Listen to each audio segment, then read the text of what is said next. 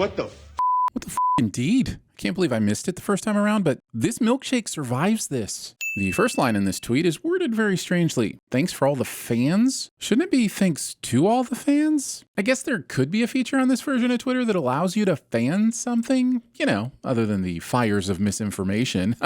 Twitter burn. We just realized we'd make more from the write-off. Saying the quiet part out loud, and so loudly that even the fictional denizens of Gotham City can hear it. You know, once they bang that gavel, Newman's one goddamn head pop away from the Oval Office. Is MM trying to motivate the virus or Frenchie? Because Frenchie should be well aware of this, and the virus doesn't have ears or the cognitive capacity to appreciate the stakes at hand. Yet.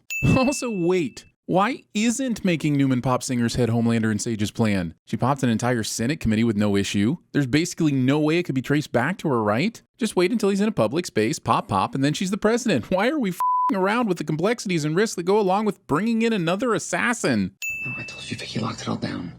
Please lower your voice. Completely misunderstanding or deliberately misusing the idea of speak to text. Listen, grapes don't last nearly as long as you think they do, which means at some point during all of this drama, either Huey or the shapeshifter pretending to be Annie went on a fruit run. Is now really the time with the whole country barreling towards 1984? Acting like the country barreling towards 1984 is a new development, and not a barrel that was kicked down the hill of public unrest since before 1984 even had a chance to 1984. The night before my great-grandfather shipped out. Finale has time for this. I am terrified of what's gonna happen, but I feel... Skip! Now, does that feel redundant after my previous sin? Yes, probably. Oh, you were expecting a witty excuse or nonsense defense? No, I occasionally just like the haters to feel seen. Speaking of feelings, I believe I said skip. Wow, that was great. 2 fingers was a lot. Expecting me to believe that 2 fingers would even touch the sides. It's gotta be at least 5 before I begin to feel any kind of resistance from my digestive tract. Wait, we are talking about Butterfingers, right? You're 90/60. It's low. You know, you say. You might think Butcher's the asshole in this situation, but I'd argue that the nurse who just came in and said, "Wow, dude, you are sick," to the cancer patient with days to live before immediately walking out might just get my vote instead. I'm the one that gave you the juice that you needed. And I can do it again. So I'm still confused about why the tumors and their associated tentacle powers have aligned themselves so specifically with the anti-soup portion of Butcher's psyche. Are they sentient or is it purely random? Could it just as easily have tapped into the part of Butcher that wants to start a rampage of puppy adoption? Bargain. You go all the way. Show doesn't give us a scene of Jeffrey Dean Morgan and Carl Urban going all the way. How am I supposed to make my greatest fanfiction come true if you won't help me, the boys? I appreciate what you're doing here for me. Not one bit of this is for you. Conversation between Disney and literally any of the fandoms it owns somehow makes it into the episode. I get keeping a picture of Stormfront as a romantic memento, but the ego at play here, choosing a picture from her wedding to another man, is certainly a choice. Say it with me now, everyone. Symbolism. They cause kidney stones the size of jawbreakers. Okay, but she's a soup. Even if she can't get kidney stones, wouldn't she just pass them forcefully and with lethal precision? Because if not, that's creating a gaping hole in her abilities. No? Then why aren't your powers working? Because someone on the writing team hates fun. And believe me, that's the kindest assumption I could make, given that this season has decided to mostly neuter the only 2 female members of the boys for most of the season. You weren't even the original choice to kill Singer. Probably because it's needlessly risky to kidnap Starlight, replace her for 10 days, hope she isn't discovered, and then find a way to make sure your fake Starlight can get close enough to kill Singer while not having any of Starlight's actual powers, all to make her look bad. Wait, why is this the plan again? A steakhouse where the birds get their babs out when they bring you a ribeye. You can give me all the context clues in the world and I will still never be certain what the Butcher is talking about. Funny what you think about when your time's up, isn't it? Tease it as much as you want, but I'm still not buying that there's a single chance Butcher, your main character, is going out in the penultimate finale instead of the finale. Yes, I did just make up some of those words, but Butcher does it too, isn't it? Fine, I'll go to the Topless Steakhouse for you. Spoiling the final post-credit scene of season 5 at least 2 years before it happens. Foreshadowing is just fancy spoilers. Victoria here is a superhero. Now it gets interesting. Interesting indeed. Although some might argue that waiting until episode 8 to get interesting wasn't the best tactic. They have to get reelected in 4 years. Article 2 of the Constitution. New world, new rules. By that logic, why give a shit about anything? Why isn't Homelander rolling in there, killing Singer himself and taking over? Why even bother with Newman? I know we've asked this question a lot, but since he's now talking about ripping up the Constitution and doing away with elections, the "well, I'd rather be loved" excuse is wearing a little thin.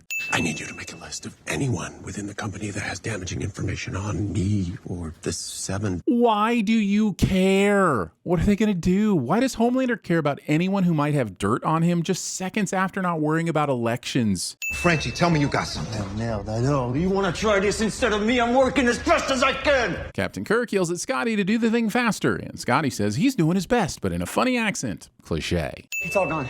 Everything we have on Newman, the murders, your ties to Stan Edgar, everything. The originals, the backups, we've got nothing. Everything? We're talking about the most important cachet of evidence the boys have, and it's all gone? First of all, don't trust it all to one person, especially if that one person is Huey. Second of all, I think we can assume deepfake Annie is behind this, but would real Annie even have the knowledge to find and delete all these files? Luckily for Newman, the writers sure think so. My dad would find me. Not this time, kiddo. Your lack of specificity concerning how this time would be any different is quite damning. Homelander has found Ryan twice now in 4 seasons. It's almost like he has superpowers and the resources of a multi-billion-dollar company. Finale thinks we need even more time flashbacking through the best bits of the Deep's toxic masculinity. Forgive me for wondering why the ego of a man who is actively collecting his alabaster trunk foliage isn't also wounded by his milk being publicly served to him in literal baby formula bottles.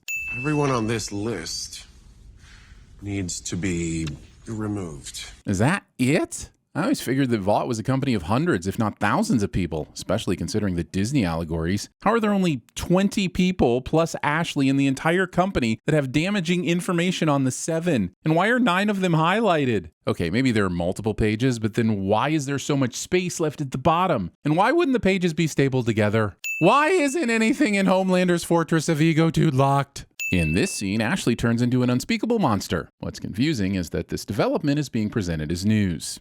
So you're gonna be all right. Unkeepable promises. Callbacks, especially when they're callbacks to shows that aren't even in your universe. Do you really think the shifter is in here? I hope not, for Christ's sake, but it could be anyone. So eyes on everyone. Stealing the main plot from Battlestar Galactica, a few seasons of Star Trek Deep Space Nine, a splash of Manchurian Candidate, and about a dozen other sci-fi properties. It's like a furnace in here. And here's where my disbelief succumbs to gravity after being suspended for one logical leap too many. Huey will go on to list a bunch of suspicious things that clued him into Annie not being Annie, but this is apparently the line that convinces him, just because the shifter said it once when they first met back in that apartment. And of course, we're supposed to buy it because she said it to Annie earlier in this episode as if confirming that it's some very specific tell or catchphrase that only this soup would ever say. The thing is, there are so many cool ways to expose her, but the show picks this absolute contrivance instead. Also, take off the f***ing beige coat if you're hot. Surprise, Annie escapes. But how is this problem that could easily be solved with a few extra manacles not something that Sage predicted? And if she did predict it, how does Annie's escape even help her plan? It's a stupid, dumb plan that shouldn't work because it's stupid and dumb and I don't like it. Real quick, just don't look at me, look right into the room. Huh? Don't look at me, just look forward. How is this less suspicious than just facing each other and talking? Especially since from this angle, Huey can no longer see what the shifter is doing, which allows them to sneak up on him. Also, let's throw in one final, if all soups have super hearing, why aren't Huey and MM having this conversation quietly across the room in a corner somewhere? Just for good measure.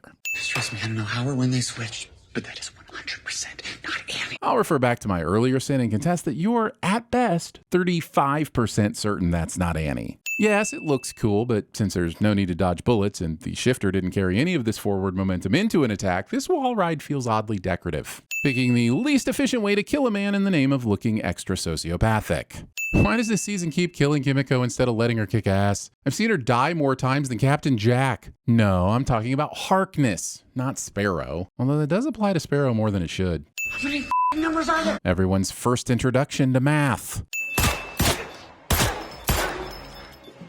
Deus Ex Machina. But I do know that I'm the bitch beating your ass. The superpower of timing your suffocations with quippy lines. We have not failed. I will end Singer myself if I have to. Then why haven't you? How'd you find us, anyway? Find your phone? CIA agents who can be discovered through the Find Your Phone feature. You put the ring on her finger. Huey. You know, I honestly thought the episode might spare us the Annie is mad at Huey for not knowing Annie wasn't okay bullshit. But apparently not. Never mind that this was a soup with the ability to exactly physically duplicate a person and have access to their memories. Nope. Apparently Huey should have just somehow known right away. Convenient emotional drawing to reflect sentiment of conversation is conveniently accessible. Violence isn't brave. But it is entertaining. It is the show's calling card, and it is the #1 reason I keep coming back to this season after season. Don't act like that's gonna change. Frenchieing your coworker. Also, I guess all that stuff about how your last kiss with Kimiko felt really weird was just a bunch of bullshit, huh? Now I can hear you. I spent at least 5 minutes making a chart and tracking the Connect 4 placement through each scene, and I'm sorry to report they're all consistent, unlike when we sinned the game in Season 3. So here's a sin for whichever The Boys writer watched our videos and adjusted accordingly in the next season to deprive us of a sin. That's right. We'll get our pound of flesh one way or another. Ryan, you're strong. He's stronger. Train you. Mallory instigated this conversation by saying, We are out of time and out of better options. so if the next step is to train Ryan to take on Homelander, how does time have anything to do with it? Either way, he's not going to be ready for years, right? These walls are 6 feet thick. Did you not realize that when you came in? How did you not realize this wasn't a normal hospital when you came in? Get out of my way. Grace. I'm sorry. Kids. Also, in hindsight, somebody really should have been monitoring this room from a camera so they could hit the in case of soup emergency holothene button. Whatever the alternative, their best defense against Homelander shouldn't have been this big red button and the reflexes of Auntie Grace. Well, guess that's the end of Vicky's story then. No, don't worry, I'm totally fine. I totally didn't want to see the boys gradually build up a badass anti-7 soup roster of their own. No, seriously, I'm totally fine with the tension of a senior politician popping heads at will that's been teased for multiple seasons ends this suddenly. I'm fine with sudden death by 10 tickles. I'm fine. This is the plan. Just had to keep a few bits to myself. You know, the bits you'd up by, being you. Okay, it's been hard to send Sage throughout the season in case some of the things that appeared to be ups actually ended up being part of the plan, which is exactly what happened. So here's a sin for that headache, and let's take a minute to break some of this nonsense down. If the actual plan was to frame Singer instead of assassinate him, If you'd killed Newman like I ordered. how could Sage have known that he'd moronically incriminate himself in the bunker? Okay, he incriminates himself a lot, but what if this time he just shut the up and played golf? We're in the end game, Sage. Also, part 2 of 74. Where the did this footage even come from? I assumed the shifter had a hidden camera of some sort, but they died. And the show would have absolutely rubbed it in our faces if they'd made it out. So how did Sage obtain and leak the video? Also, why go through all the trouble and risk of kidnapping and replacing Annie if the actual plan involved no assassinating? It's a great way to discredit Starlight and the boys, but it makes no sense based on the real plan to just discredit Singer. Just replace one of the CIA goons. Finally, but only because we can't make this a 50-minute video, if getting Singer arrested was the actual plan, this means Sage is relying on an unpredictable sociopath to follow a plan and, not sociopath for a bit. Wait, can we make this a 50-minute video? Moving on, let's talk about Sage's actual plan. Newman would have been a patsy, stubborn. Too many ideas? All true, but Sage didn't take Newman out of the picture. Butcher did. So how could she have known that Butcher, who's been hiding his tentacle ability from everyone, including himself, would kill Newman today of all days? Sure, she still leaks the footage of Singer incriminating himself, but what was her plan to get rid of Newman if Butcher hadn't shown up? So, to conclude this thesis, Sage uses her superintelligence to predict up some spaghetti logic plan that guarantees victory. She then manages to insulate that plan from any number of ways that Homelander could have f***ed it up. She apparently has contingencies in place for everything from her being fired, to Firecracker farm fresh milking, to Octobutchy, and who knows what else. Look, I know that predictive modeling is a thing, but you could be the smartest person in the universe and still not be able to take all those factors into account and end up with a win this big. There's a difference between being smart and Doctor Stranging the future you want most. Okay, that's President-elect Robert Singer taken into custody by federal agents. President facing consequences for his actions? Yeah, right. Here's where I can no longer suspend my disbelief in a show about superheroes and sentient tumors. And Annie has her powers back. Well, you know the old saying, better late than entertaining. No! Yes! finally, she has her voice. But also, no.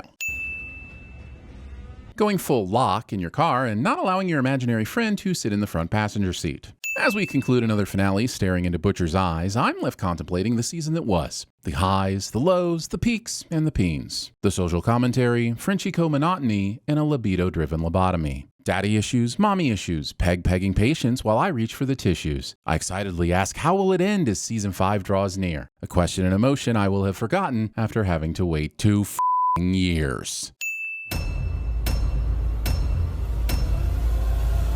Slimy, yet satisfying. You don't know me, but I know you. I want to play a game. Well, if you were me, then I'd be you! And I'd use your body to get to the top. You can't stop me no matter who you are. Funny what you think about when your time's up, isn't it? Funny how? Sakes, get a record. Well, guess who has 2 thumbs and is the motherfucking genius of all geniuses? Bob Kelso. In the bunker, she was sweating. And you have always been, and always will be, 90% Pashmina. That doesn't make sense. Are we the baddies? Bro. Got to stop them! I was kidnapped by space aliens 10 years ago!